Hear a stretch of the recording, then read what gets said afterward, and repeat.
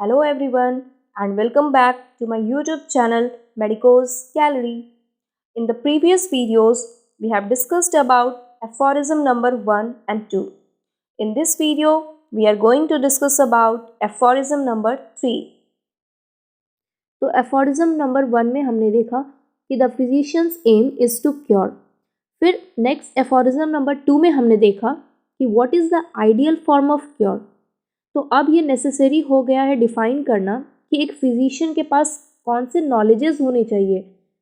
What should be the knowledge of physician, ताकि वो एक पेशेंट को जस्टिफिकेशन और रेशनैलिटी के साथ ट्रीट कर सके, एक रेशनल ट्रीटमेंट दे सके. तो अफोरिज्म नंबर 3 और अफोरिज्म नंबर 4 ये दोनों ही अफोरिज्म्स एक तरीके से ऑर्गेनॉन के इंडेक्स ही है, या हम की टू द ऑर्गेनॉन कह सकते हैं. मतलब जो बाकी जो रेस्ट ऑफ द बुक है, रेस्ट ऑफ द बुक में जो भी एफोरिज्म्स दिए हैं वो इन्हीं दोनों एफोरिज्म नंबर 3 और 4 का ही इलेबोरेशन है. जो ऑर्गेनॉन का इंडेक्स है वो एक्चुअल में एफोरिज्म नंबर 3 और 4 में है कि क्या क्या चीज़ पूरे ऑर्गेनॉन में डिस्कस किया हुआ है. तो अब हम लोग देखते हैं एफोरिज्म नंबर 3 में क्या बोल रहे हैं Hahnemann. If the physician clearly perceives what is to be cured in diseases, that is to say in every individual case of disease, that is knowledge of disease और indication. तो Hahnemann ये कह रहे हैं कि अगर एक फिजिशियन क्लियरली परसीव कर लेता है, परसीव कर लेना मतलब क्या, परसीव मतलब समझ लेना, understand, if he clearly understand.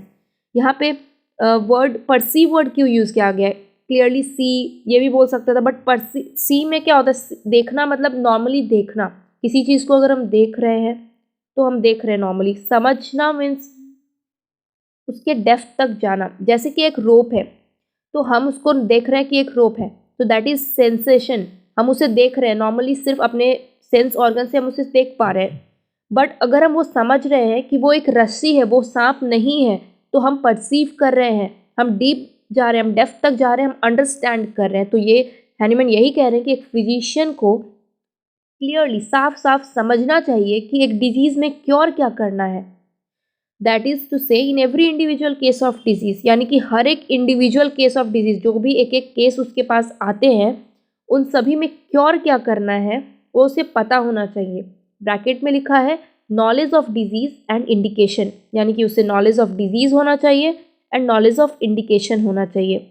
Knowledge of disease होना चाहिए मतलब कि उसे डिजीज़ के बारे में क्या क्या, एक डिजीज़ के क्या कॉमन सिम्टम्स हो सकते हैं, उस डिजीज़ का पैथोलॉजी कैसा होगा, कोर्स कैसा होगा, कॉम्प्लिकेशन क्या हो सकते हैं, मतलब पूरा उसे थॉरो नॉलेज होना चाहिए डिजीज़ का. और साथ ही साथ उसे होम्योपैथिक कॉन्सेप्ट ऑफ डिजीज़ का भी नॉलेज होना चाहिए.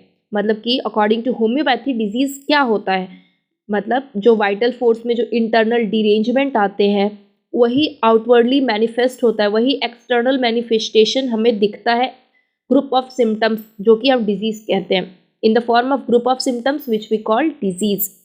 तो ये होम्योपैथिक कॉन्सेप्ट ऑफ डिजीज़ का भी जानकारी होना चाहिए एक फिजिशियन को, यानी कि नॉलेज ऑफ डिजीज़ होना चाहिए. उसके बाद कॉमा के बाद इंडिकेशन वर्ड लिखा है, तो ये इंपॉर्टेंट है. इंडिकेशन का नॉलेज होना चाहिए. इंडिकेशन मतलब सिम्टम्स की ओर बोल रहा है, सिम्टम्स की ओर इशारा कर रहे हैं. मतलब कि एक डिजीज़ केस जो उसके पास आया है एक फिजिशियन के पास, तो उस पर्टिकुलर डिजीज़ में क्या क्या इंडिकेशन है, क्या क्या सिम्टम्स होते हैं, उसका नॉलेज उसे होना चाहिए. Plus what are the curative indications in a particular case of disease, वो भी उसे पता होना चाहिए. यानी कि एक एक डिजीज़ केस में बहुत सारे साइंस एंड सिम्टम्स होते हैं, तो हर साइंस और सिम्टम्स क्यूरेबल नहीं होते हैं. वो साइन और सिम्टम, एक पर्टिकुलर डिजीज़ के वो साइंस और सिम्टम्स जिन्हें कि हम मेडिसिन एडमिनिस्टर करके क्योर कर सकते हैं, वो sign and symptoms curative indications होते हैं. तो एक फिजिशियन को नॉलेज होना चाहिए कि एक पर्टिकुलर डिजीज़ केस में क्या क्यूरेटिव इंडिकेशंस है या क्या इंडिकेशंस है जो एक पर्टिकुलर डिजीज़ की ओर इंडिकेट कर रहे हैं. तो एक फिजिशियन को knowledge of disease and indication होना चाहिए. और इसके अलावा और एक इम्पॉर्टेंट बात है कि हर एक डिजीज़ केस में जो कि सिमिलर टाइप के हैं, बहुत सारे सिम्टम्स कॉमन होते हैं, लेकिन उसके साथ साथ हर एक पर्टिकुलर डिजीज़ केस में कुछ ऐसे सिम्टम्स भी होते हैं जो कि न्यू होते हैं, जो नए पेशेंट के साथ वो सिम्टम्स नए नए मिलते हैं. जो कि उस पेशेंट को दूसरे पेशेंट से इंडिविजुअलाइज करता है। तो एक फिजिशियन का काम होना चाहिए कि उसे उस पेशेंट के केस में उसे ढूंढना है कि वो क्या अनकॉमन पिक्यूलियर डिफ्रेंशिएटिंग सिम्टम है उस पेशेंट में, जो कि उसको दूसरे पेशेंट से इंडिविजुअलाइज कर रहा है। तो उस सिम्टम को ढूंढना उसका काम है, और इस बेसिस पर फिर वो टोटलिटी करके और अनकॉमन पिक्यूलियर सिम्टम को नोटिस करते हुए एक प्रॉपर ड्रग का सिलेक्शन करेगा। उसके बाद बोल रहे हैं, if he clearly perceives what is curative in medicine, that is to say in each individual medicine knowledge of medicine medicinal powers. तो कह रहा है कि अगर वो समझ जाता है, अगर वो क्लियरली अंडरस्टैंड कर जाता है कि एक मेडिसिन में क्या क्यूरेटिव है, एक मेडिसिन के अंदर ऐसा क्या चीज़ है, ऐसा कौन सा पावर है जो कि क्यूरेटिव है, जो कि क्योर कर देता है, और and if he knows that is to say in each individual medicine, मतलब कि हर एक इंडिविजुअल मेडिसिन में क्या ऐसा है जो कि क्योर कर देता है किसी पेशेंट को। तो what is curative in the medicine, तो उसका नॉलेज होना चाहिए एक फिजिशियन को, और उसका नॉलेज वो टेस्ट करके, देख करके या स्मेल करके नहीं मिलेगा। मेडिसिन को वो सब स्मेल टेस्ट या देखने से नहीं मिलता है उसके मेडिसिनल पावर का नॉलेज, उसके लिए उसे ड्रग प्रूविंग करना होता है। तो ड्रग प्रूविंग के थ्रू एक मेडिसिन के मेडिसिनल पावर्स को जाना जा सकता है, और ये जानना एक फिजिशियन का ड्यूटी है, उसके पास ये चीज़ का नॉलेज होना चाहिए, नॉलेज ऑफ मेडिसिनल पावर्स होना चाहिए। उसके बाद है, and if he knows how to adapt according to clearly defined principles what is curative in medicine to what he has discovered to be undoubtedly morbid in the patient, so that the recovery must ensue to adapt it as well as in respect to the suitability of the medicines most appropriate according to its mode of action to the case before him। मतलब and if he knows how to adapt, मतलब कि और अगर उसे पता है कि कैसे अडेप्ट करना है, मतलब कि एक क्लियरली डिफाइंड प्रिंसिपल्स के अकॉर्डिंग, कुछ क्लियरली डिफाइंड प्रिंसिपल है उनके अकॉर्डिंग उसे कैसे अडेप्ट करना है, उसे कैसे जानना है कि क्या मेडिसिन में क्यूरेटिव है और क्या उस पेशेंट में मॉर्बिड था, जिसको मैच करके फिर उसे एक सही मेडिसिन देना है। यानी कि अगर उसके पास नॉलेज होगा, application of drug knowledge to disease knowledge, अगर उसके पास ड्रग नॉलेज को डिजीज़ नॉलेज में अप्लाई करने का नॉलेज होगा, तो फिर वो रेशनल ट्रीटमेंट दे सकता है। यही कहना चाह रहे हैं इन लाइनों से। पहले पॉइंट में उन्होंने कहा कि नॉलेज ऑफ डिजीज़ होना चाहिए, दूसरे में कह रहे हैं नॉलेज ऑफ मेडिसिनल पावर होना चाहिए या ड्रग का नॉलेज। तो तीसरा में ये कह रहे हैं कि अब उसके पास ये नॉलेज होना चाहिए कि ड्रग नॉलेज को डिजीज़ नॉलेज में कैसे अप्लाई करना है। फोर्थ यहाँ पे लिखा है, choice of remedy, choice of the remedy the medicine indicated, यानी कि फिजिशियन के पास नॉलेज होना चाहिए कि उसे कौन सी मेडिसिन चुननी है, कौन सा रेमेडी उसे देना है पेशेंट को चॉइस करके, कौन सा मेडिसिन इंडिकेट हो रहा है। तो क्या होता है कि जब पेशेंट आते हैं हमारे पास, जब हम केस टेकिंग कर रहे होते हैं, तो हम ये ऑब्जर्व कर पाते हैं कि पेशेंट जो जो सिम्टम्स बोल रहे हैं, तो उनमें से मोस्ट ऑफ द सिम्टम्स बहुत सारे मेडिसिन में मिल रहे होते हैं। हमें लगता है कि हर सिम्टम उसी मेडिसिन का है, तो हर मेडिसिन इंडिकेटेड लगता है उनके सिम्टम्स को सुन करके। तो वैसे कंडीशन में पेशेंट को ये ध्यान रखना है कि सबसे सिमिलर मेडिसिन उसे चुनना है, कि जो पेशेंट जो जो सिम्टम्स कह रहा है, तो उन सिम्टम्स को मैच करते हुए जो मोस्ट सिमिलर मेडिसिन होगा उसे चुनना होगा।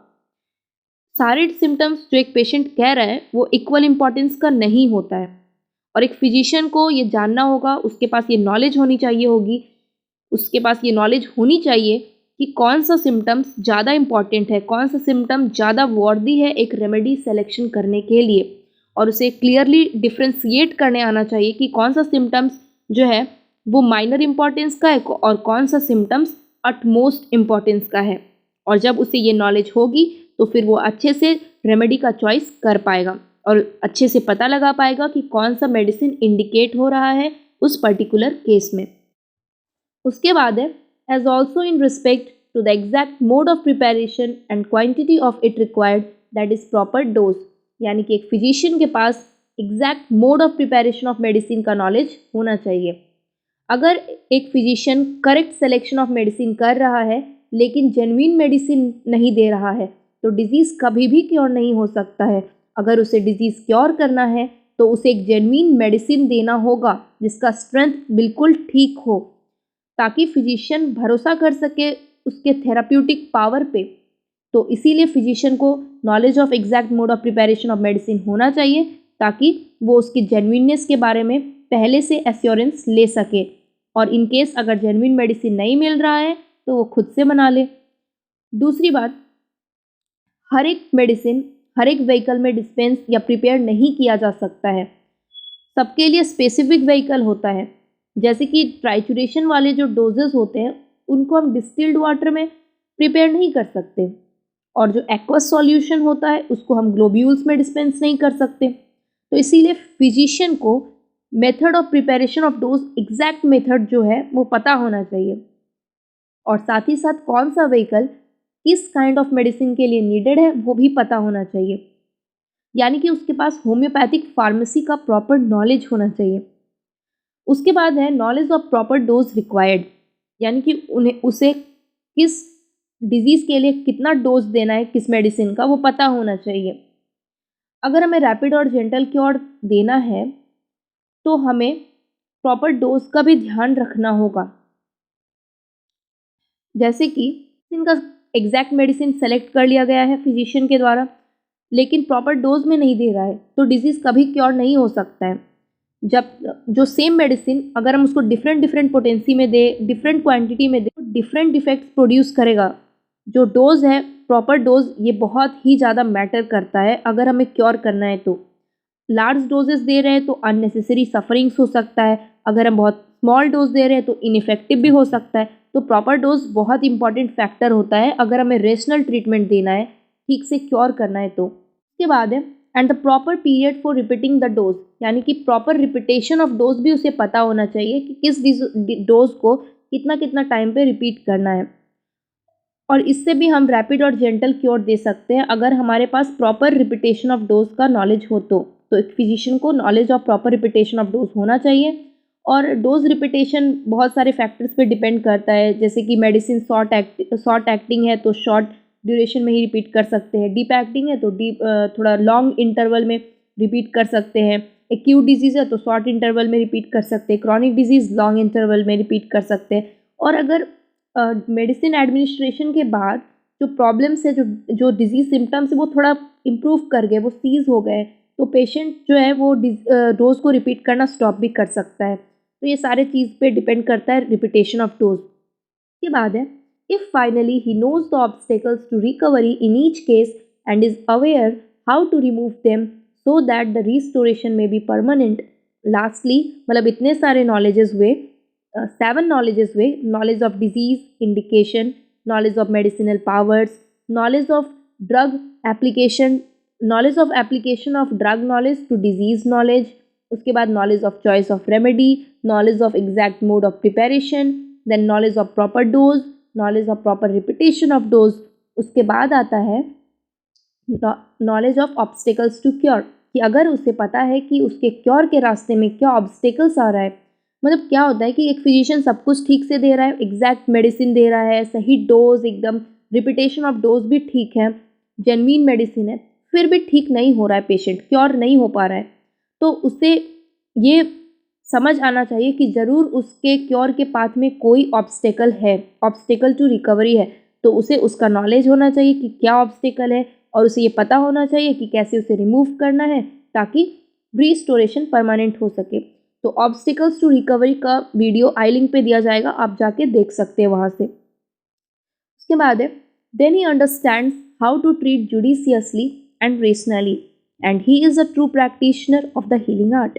तो ये सारे नॉलेजेस अगर उसके पास हैं, ये नॉलेजेस वो समझ जाता है कि कैसे उसे जुडिशियसली ट्रीट करना है, यानी न्यायपूर्वक, और रेशनली, लॉजिकली ट्रीट करना है, और तब वो बन जाता है true practitioner of the healing art. तो यहाँ से क्वेश्चन इस तरीके से आ सकता है कि क्वालिफिकेशन ऑफ फिजिशियन क्या होना चाहिए, तो हम ये 8 क्वालिफिकेशंस बोल सकते हैं। True practitioner of healing art कौन होता है, उसके पास क्या क्या नॉलेजेस होने चाहिए, तो ये 8 बोल सकते हैं। और जुडिशियस और रेशनल ट्रीटमेंट मतलब क्या, तो जुडिशियस और रेशनल ट्रीटमेंट मतलब कि ऐसे ट्रीटमेंट जिनके पास कि ये सारे नॉलेजेस हो, तो वो कह सकते हैं। यही था एफोरिज्म नंबर 3, जिसमें कि हम नॉलेज ऑफ फिजिशियन के बारे में देखते हैं। नेक्स्ट वीडियो में हम लोग देखेंगे एफोरिज्म नंबर 4 के बारे में, जो कि नॉलेज ऑफ फिजिशियन का ही कॉन्टिन्यूटी है। So thanks everyone for watching.